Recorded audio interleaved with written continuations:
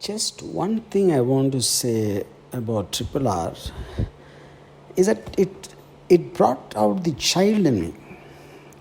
See, child in me, I don't mean by that as in children's film, because a children and child is different in the context of what I'm talking about. See, a child, I think, will feel a thrill which is kind of not, not inhibited somewhere. When you're intelligent, when you think you're sensible, when you want rationality, you almost feel adult. You will lose something in your life, you lose something to enjoy purely for what it's intended to be, what it is. So, I'm actually, honestly, Rajamouli, I'm running out of my words. This is the first time probably this is doing to me, something like this happened. I can talk about anything and I can talk with so much of clarity and all that. First time actually I'm running out of words. So I find it far superior to even Bahubali and Bahubali 2, because see, Bahubali 2 for me still is like, in the range of the Helen of Troy in very early times and Gladiator and a version of that. Fine, fair enough, superb. But Triple R, I think, is something which is, there is no benchmark. When I saw the trailer, honestly, I felt it just is looking, it is going on the border of being little fake, and maybe the tiger shot and all that, though visually it is stunning. I just felt the advantage of Bahubali, where there's a period film and you can take a lot of things, but this set in somewhere in the 20s or 30s, in more contemporary times. I just had this gut feeling something can go wrong, but how wrong am I, in the whole context? I really didn't matter to me whether this is set in the in certain freedom struggle of whatever those characters are. And just in one line, I want to say, so okay, now the context, I felt there's a fairy tale element involved. There is something like the little girl being kidnapped, which is not the thing for me.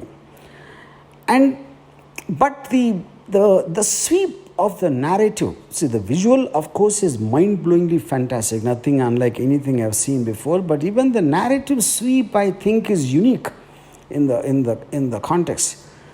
You're a person you just love. You love a frame, you love a visual, you love an emotion attached to it. And it is so, obvious in every frame. It's like a brush strokes of a great artist, though I'm not into paintings. So which is the reason I'm once again saying that I'm just running out of words. Now, for me, the actors, somewhere in the reports I heard that Charan's character is better or something. I think it's nonsense. I think I can't pick out, because every time anyone is there, it's working as well. I won't say one is better than the other. One is as good as the other in the context of whatever the film is talking about, the character's requirement or whatever you call. And the action sequences, I don't even know how to talk about it. Each and everything. I really don't believe there's a parallel. I am not a big superhero fan of a superhero franchise, the Marvel comics and all that. When I heard about the Ram Charan and Tarak fight, I thought somewhere it will be in the zone of the Batman-Superman fight. It should be somewhere around that.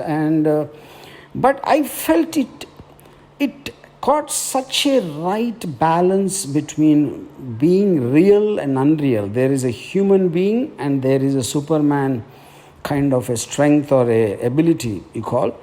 So the emotions on Tarak's and Ramcharan's face is so human, and what they do is superhuman, and that mix is something I don't believe I've ever seen so far. That is something else. And I think it is audacious to even imagine that animals coming and fighting, letting them out. And that is something pulled off. It was something like I felt myself kind of, just sitting an inch above it in the tension or the joy or what. I am actually not able to explain what emotion I felt while watching Triple R.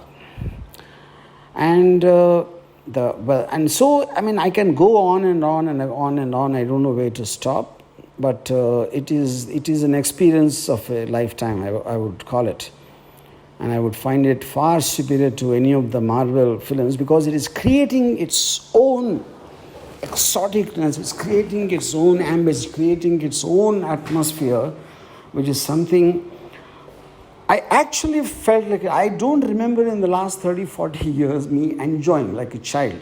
It just I became a child when I was watching. And like a very beginning of this voice note, I already said, child and children are different. They're two different points. And lastly, just want to tell you this, Rajamouli, you are a wealth not of Telugu industry, not of Indian industry. You are a wealth of the audience.